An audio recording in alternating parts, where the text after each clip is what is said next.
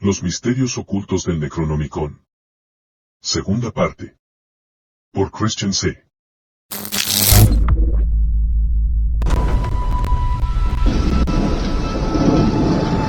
Fuerza y honor. Les habla el visitante.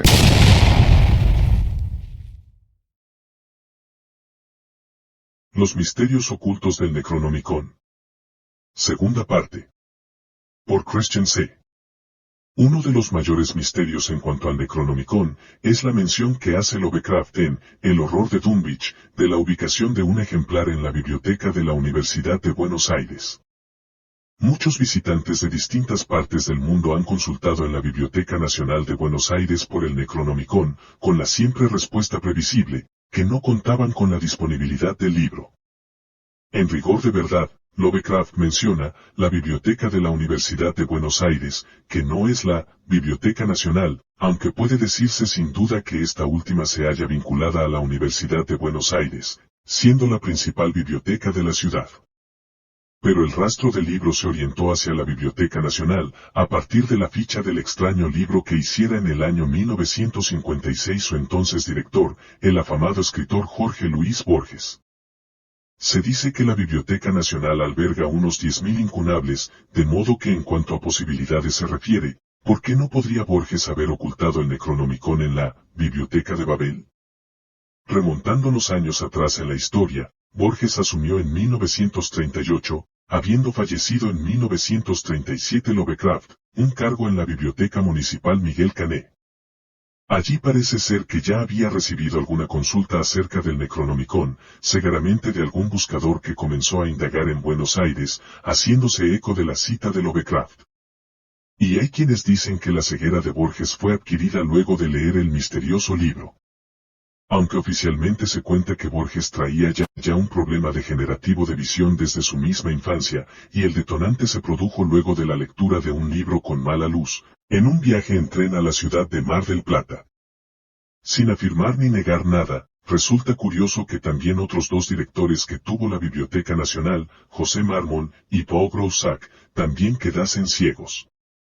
Ateniéndonos a los hechos, tenemos que cuando Borges asume como director de la Biblioteca Nacional, en 1955, ya estaba ciego.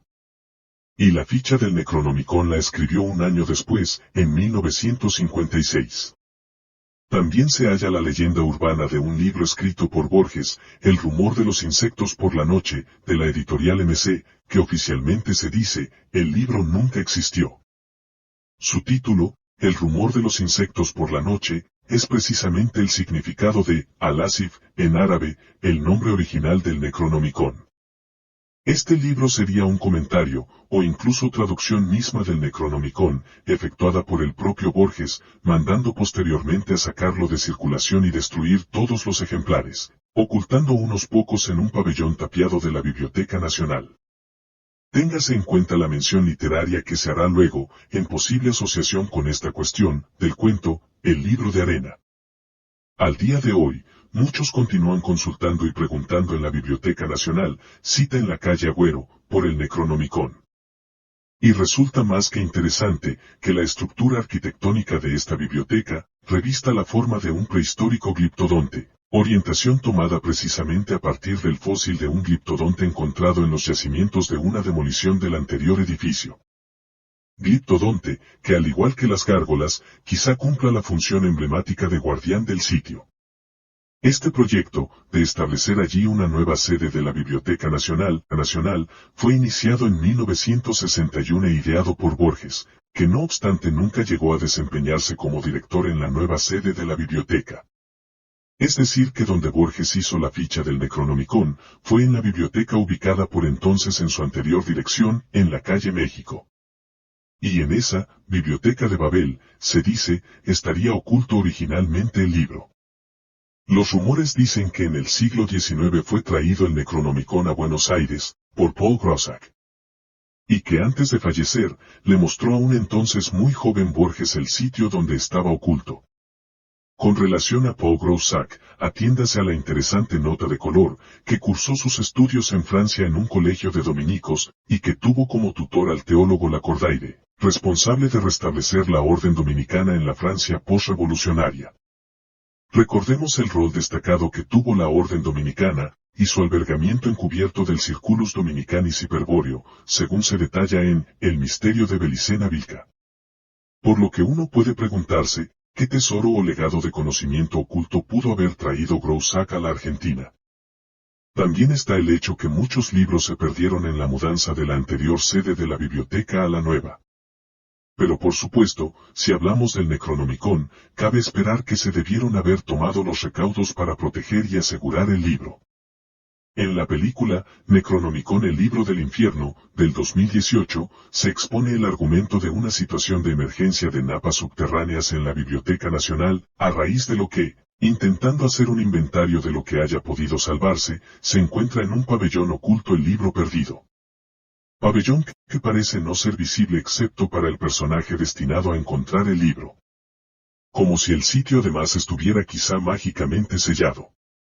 De todos modos, a través de sucesivas indagaciones se llega a cierta ambigüedad, en cuanto si el libro está o no en la Biblioteca Nacional, o si alguna vez estuvo allí, o en otro sitio, si Borges lo tuvo entre sus manos o no, si la ficha que hizo del libro es real o se trató de una broma, etc.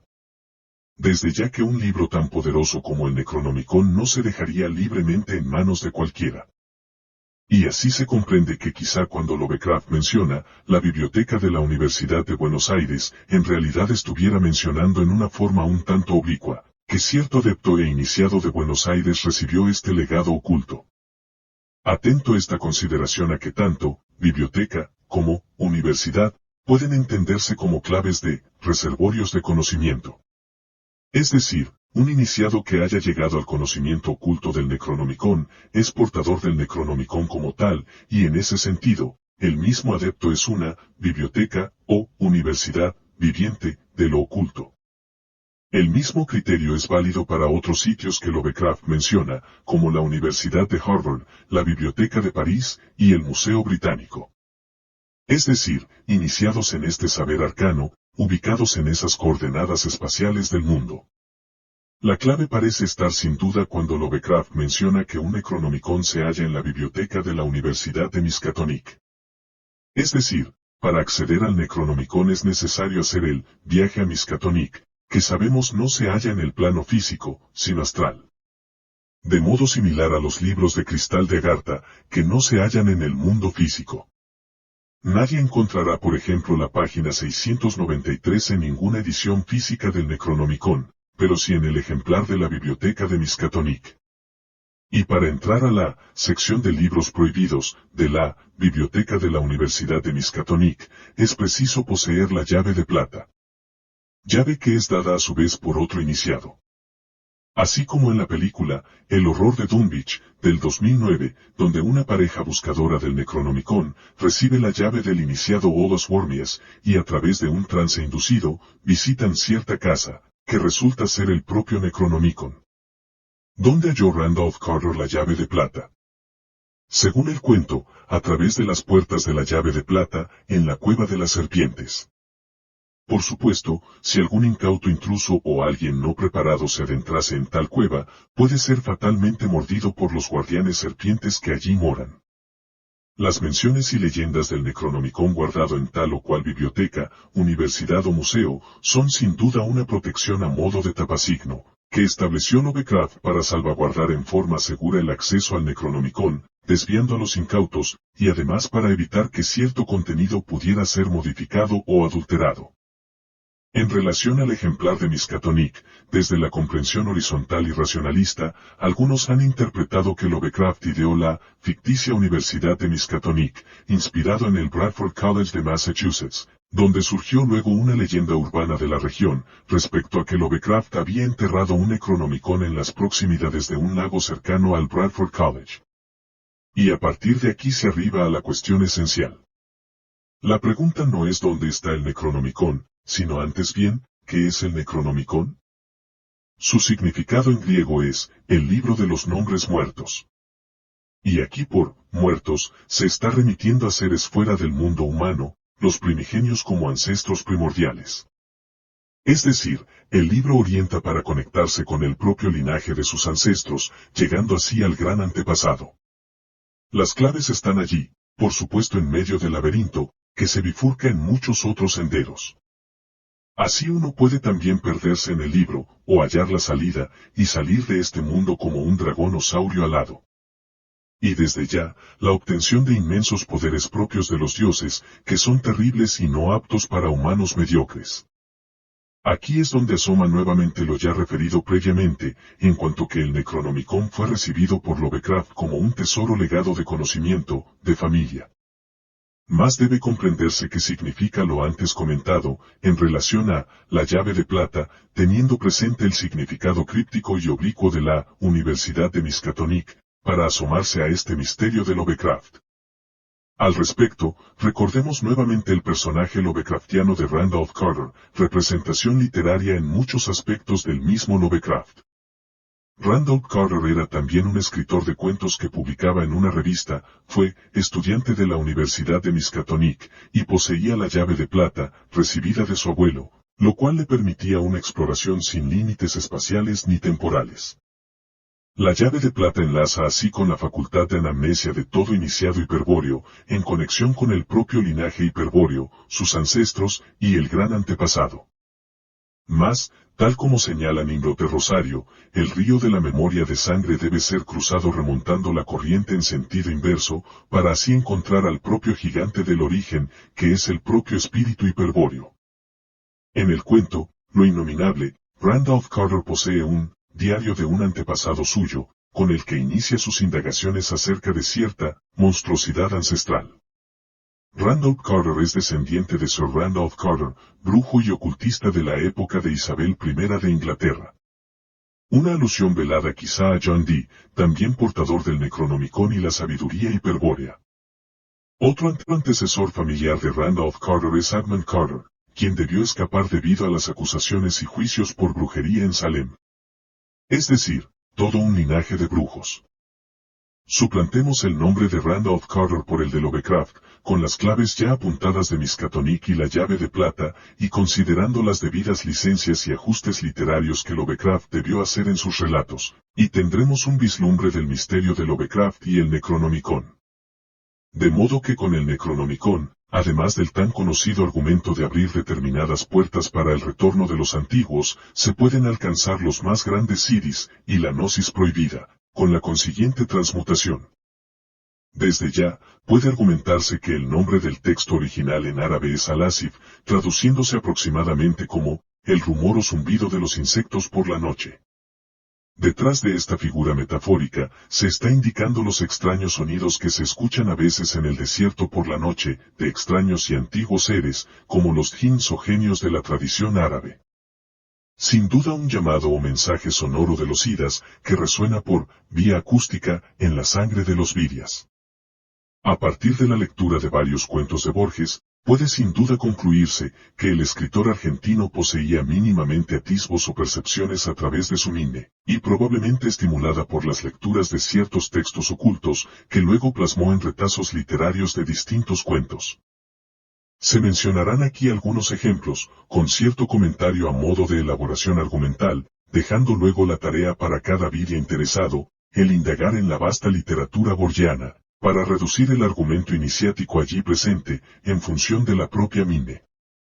En su cuento, El Aleph, Jorge Luis Borges, revela claros indicios de cierta comprensión gnóstica. El cuento habla de un extraño, dispositivo, si se le puede llamar así, que es un punto, en el cual se hallan todos los puntos del universo, y en el que al mismo tiempo, se atisba el infinito mismo. Borges da avisos de captar no el infinito potencial, como concepto de una sucesión interminable, sino el infinito actual, donde todo está presente simultáneamente sin límites, y el lenguaje resulta muy restringido para expresarlo. Citando textualmente, el Aleph, Borges dice: por lo demás, el problema central es irresoluble, la enumeración, siquiera parcial, de un conjunto infinito. En ese instante gigantesco, he visto millones de actos deleitables o atroces, ninguno me asombró como el hecho de que todos ocuparan el mismo punto, sin superposición y sin transparencia. Lo que vieron mis ojos fue simultáneo, lo que transcribiré, sucesivo, porque el lenguaje lo es. Algo, sin embargo, recogeré. El Aleph como tal, el punto desde donde puede observarse todo, es visualizado como una esfera, que es precisamente la representación o modelo analógico que se utiliza en la sabiduría hiperbórea para referirse al espíritu hiperbóreo como yo absoluto. Además de esto, el personaje que tiene la experiencia mística hallando el Aleph, es un escritor y lleva el nombre de Borges. Es decir, un desdoblamiento literario del propio autor. La búsqueda y experiencia del Aleph le es sugerida a Borges por Carlos Argentino Daneri en el cuento, buscando revivir el rostro y experiencia de su ya fallecida, es decir, perdida, Beatriz. Más allá de las concordancias biográficas con la vida de Borges, en un nivel de significado más oblicuo, es sin duda un guiño a la Beatriz de Dante, que representa justamente a la musa secreta, inspiradora del recuerdo de ella, la dama del origen. Y bajo una comprensión gnóstica puede entenderse que el personaje Borges del Aleph está buscando a ella, de quien al final del cuento, confiesa que con el paso del tiempo, su rostro ha ido olvidando cada vez más. Para hallar el Aleph, es preciso descender por una tortuosa escalera empinada a un sótano oscuro.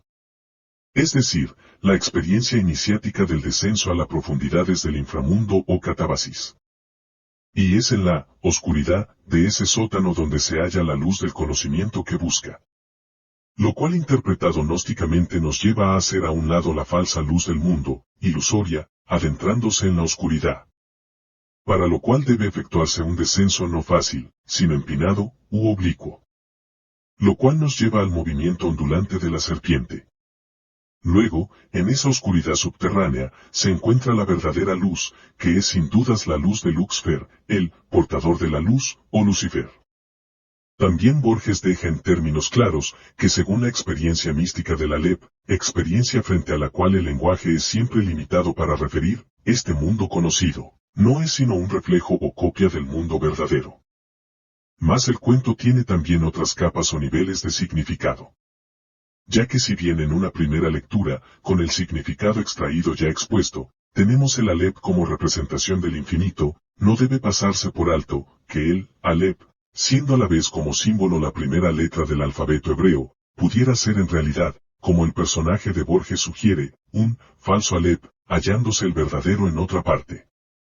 Y además cuestiona el nombre, Aleph, para referirse al mirador del infinito. Y aquí Borges enumera una serie de objetos extraños y mágicos, según cierto manuscrito hallado en Brasil y atribuido al capitán y cónsul británico, Burton.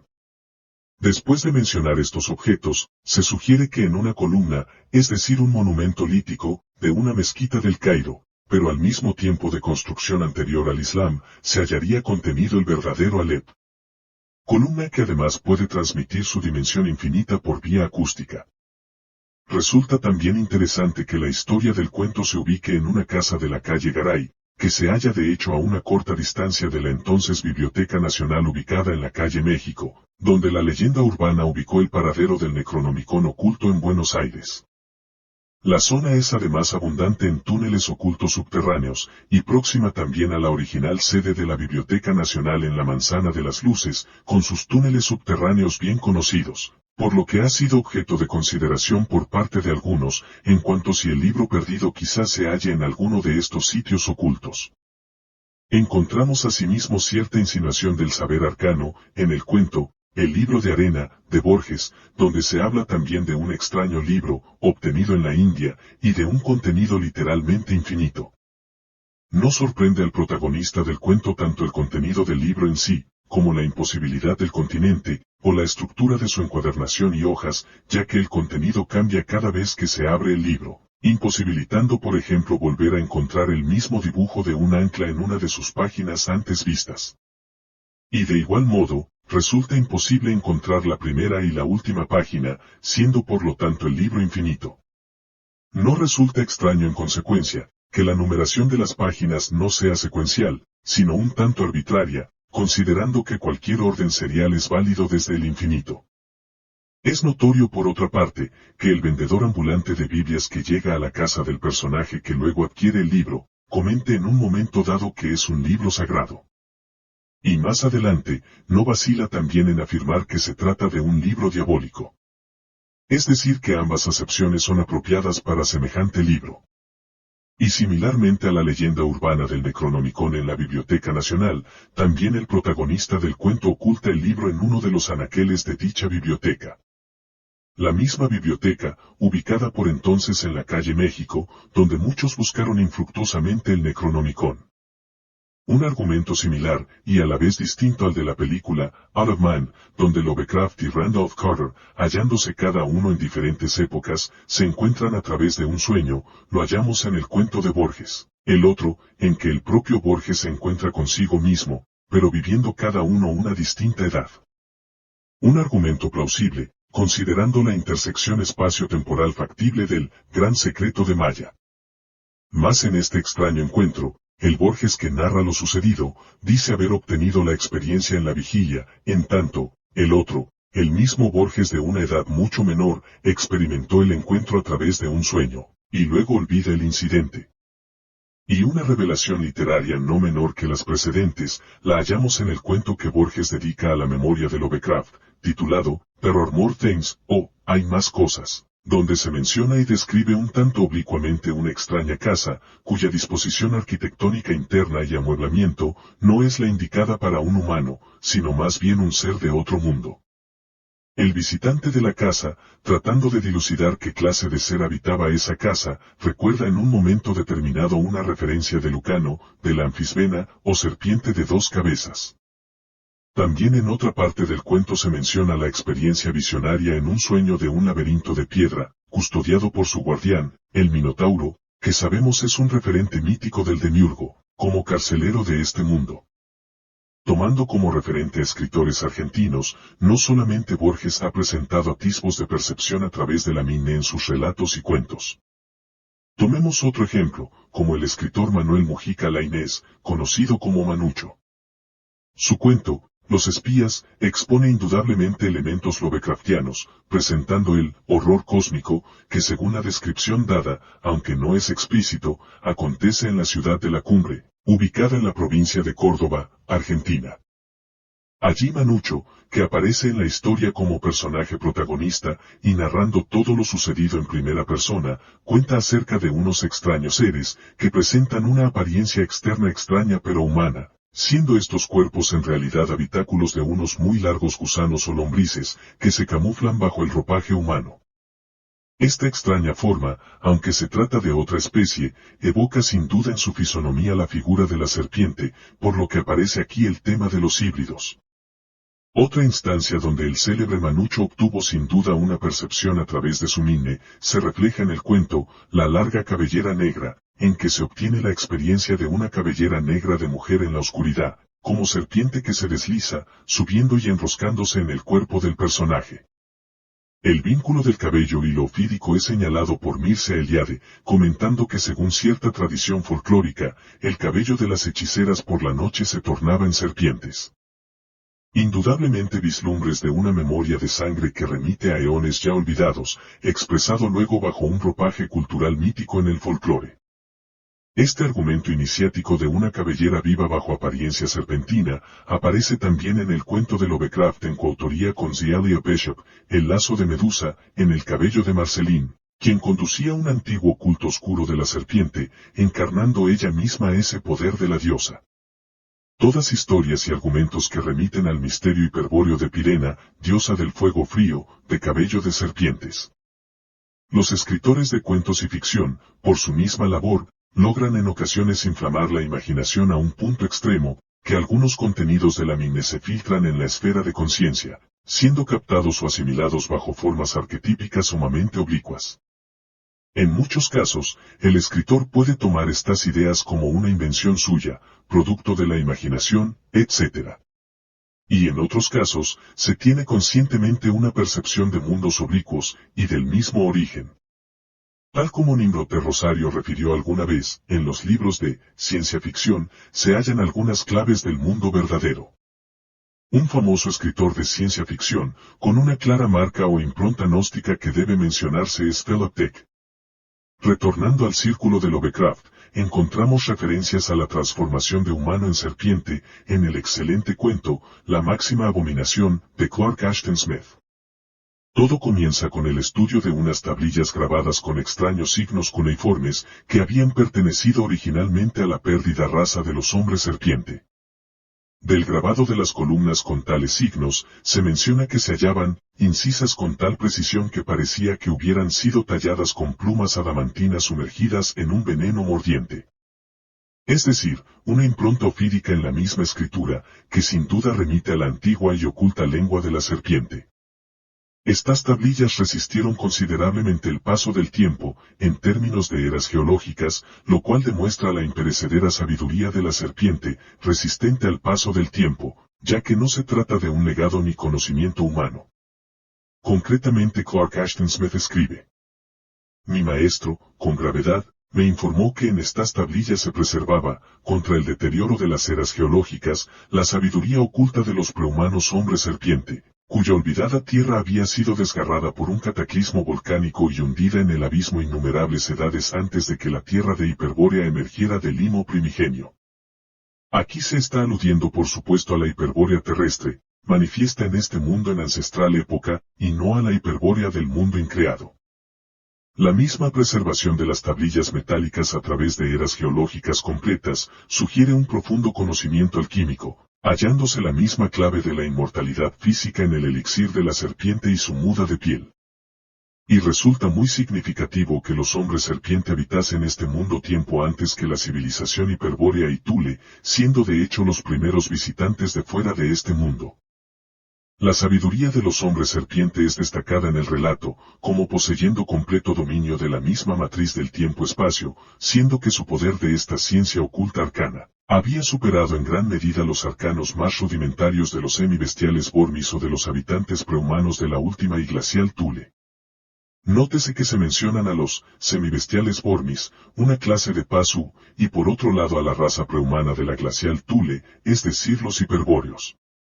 Y esto se debe justamente a que los hombres serpiente fueron los propios maestros de los hiperbóreos, estamos hablando aquí de los hiperbóreos en términos raciales, siendo por otra parte una primera camada de sidas que entraron en este mundo.